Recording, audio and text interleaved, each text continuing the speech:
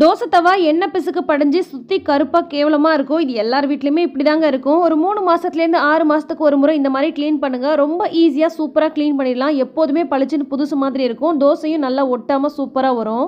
Stove on பண்ணிவிட்டு நம்ம தோசை தவாவை வந்து அடுப்பில் வச்சுக்கலாம். இது வந்து இண்டோலியன் தோசை தவாங்க. இதில் கொஞ்சமாக வந்து தண்ணி ஊற்றிக்கிறேன். தண்ணி அல்லது வினிகர் ரெண்டுத்தில் ஏதாவது ஒன்று ஊற்றிக்கோங்க. இது வந்து லெமன் சால்ட்டுங்க, அதாவது எலுமிச்சை உப்புன்னு சொல்லி நிறைய டிபார்ட்மெண்டல் ஸ்டோர்லாம் விற்பாங்க. இது இல்லாதவங்க சாதாரண உப்பு சால்ட்டு அல்லது கல்லுப்பு ஏதாவது போட்டுக்கோங்க. இப்போ ஒரு எலுமிச்சை பழத்தை பாதியாக கட் பண்ணி இந்த மாதிரி வந்து இந்த சுற்றி உள்ள இடங்கள்லாம் வந்து இந்த எலுமிச்சை பழத்தோட தேய்ச்சிடலாம். ஏன்னா இந்த ஓரத்துலலாம் பார்த்தீங்கன்னா ரொம்ப அந்த எண்ணெய் பிசுக்கெல்லாம் படிஞ்சு போயிருக்கும் கருப்பாக. ஸோ அந்த மாதிரியான பிசுக்கெல்லாம் வந்து கொஞ்சம் எடுத்துகிட்டு வரதுக்கு ஹெல்ப்ஃபுல்லாக இருக்கும். இந்த மாதிரி தேய்ச்சிட்டு அதுக்கப்புறம் நம்ம ஸ்க்ரப் போட்டு தேய்க்கும் போது கொஞ்சம் ஈஸியாக வரும். பாருங்கள், அந்த எண்ணெய் பிசுலாம் வந்து இந்த மாதிரி எடுத்துகிட்டு வர ஆரம்பிக்கும். இப்போ வந்து நம்ம அனல் வந்து நல்லா ஹைலியே வச்சுக்கோங்க. இந்த மாதிரி ஒரு ஸ்டீல் ஸ்க்ரப்பை போட்டுட்டு நல்லா வந்து தேய்க்கணுங்க. கையால் உங்களால் தொட முடியாது. ஸோ இந்த மாதிரி ஒரு கரண்டி வச்சுக்கோங்க. இப்போலாம் வந்து பிடி வச்ச மாதிரியே வருது. அந்த மாதிரி இருந்துச்சுன்னா யூஸ் பண்ணிக்கோங்க. அப்படி இல்லைனா இதுக்காகலாம் ஒன்றும் வாங்கணுன்ற அவசியம் கிடையாது. இந்த மாதிரி கரண்டியோ அல்லது வேறு ஏதாச்சும் ஒரு ஆப்ஜெக்ட் வச்சு நீங்கள் இந்த மாதிரி நல்லா வந்து தேய்ச்சி விடுங்க. கத்தி வைக்காதீங்க, ஏன்னா நடுவில் வந்து கீழே விழ ஆரம்பிக்கும் தோசை தவால.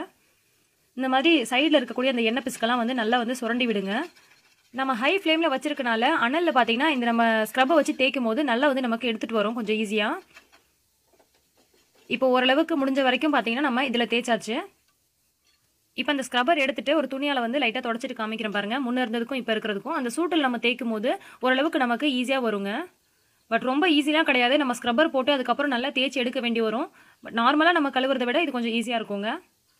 இப்போ நம்ம விம் லிக்விடோ அல்லது நீங்கள் பாத்திரம் கழுவுறதுக்கு என்ன யூஸ் பண்ணுவீங்களோ அதை போட்டு இந்த மாதிரி ஸ்க்ரப்பரால் நல்லா வந்து தேய்ச்சி விடுங்க.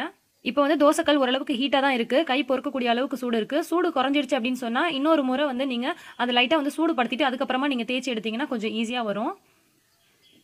இப்போ இந்த மாதிரி பின்னாடி சைடு பார்த்தீங்கன்னா ரொம்ப வந்து படிஞ்சு போயிருக்கும். இது வந்து பார்த்தீங்கன்னா வரவே வராதுங்க, ரொம்ப கஷ்டம் இது எடுக்கிறது.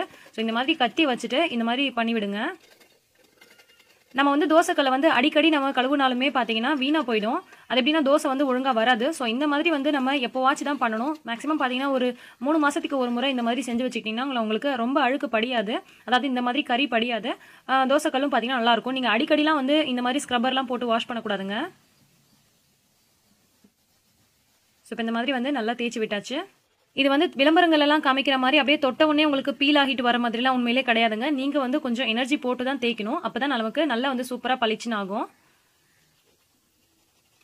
பாருங்கள், ஃபஸ்ட்டு எப்படி இருந்துச்சு, இப்போ எப்படி இருக்குன்னு. இன்னுமே கொஞ்சம் வந்து நான் டைம் ஸ்பெண்ட் பண்ணி பண்ணேன்னா இன்னும் அந்த கருப்பெல்லாம் வந்து எடுக்க முடியும். ஆனால் இதுவே போதும்னு சொல்லிட்டு நான் வந்து அதுக்கு மேலே வாஷ் பண்ணல. இப்போ இந்த மாதிரி நம்ம கழுவிட்டோம் அப்படின்னு சொன்னால் உடனே வந்து நம்மளால் தோசை சுட முடியாது. ஸோ வந்து அடுப்பில் வச்சுட்டு ஹீட் பண்ணிவிட்டு ஒரு முட்டை வந்து போட்டு எடுத்துக்கோங்க. ஆஃப் பாயிலோ ஆம்லேட்டோ அல்லது ஃபுல் பாயிலோ உங்களுக்கு என்ன விருப்பமோ இந்த மாதிரி முட்டை போட்டு எடுத்துட்டு அதுக்கப்புறம் நீங்கள் தோசை சுட்டிங்கன்னா உங்களுக்கு நல்லாவே வரும். அப்படியே உங்களுக்கு வரல அப்படின்னு சொன்னால் நீங்கள் ஓவர் நைட் வந்து ஆயில் அப்ளை பண்ணி அப்படியே விட்டுருங்க. மறுநாள் காலையில் சுடும்போது உங்களுக்கு டெஃபினட்டாக சூப்பராக வரும். வெங்காயம் அப்ளை பண்ணி அதுக்கப்புறமா நீங்கள் தோசை சுட ஆரம்பிங்க. பாருங்கள், நல்லா சூப்பராக வந்து முட்டை எங்கேயுமே ஒட்டாமல் நல்லா வந்துடுச்சு. இந்த வீடியோ உங்களுக்கு பிடிச்சிருக்கும், யூஸ்ஃபுல்லாக இருக்கும்னு நினைக்கிறேன். பிடிச்சிருந்தா மறக்காமல் லைக் பண்ணுங்கள்.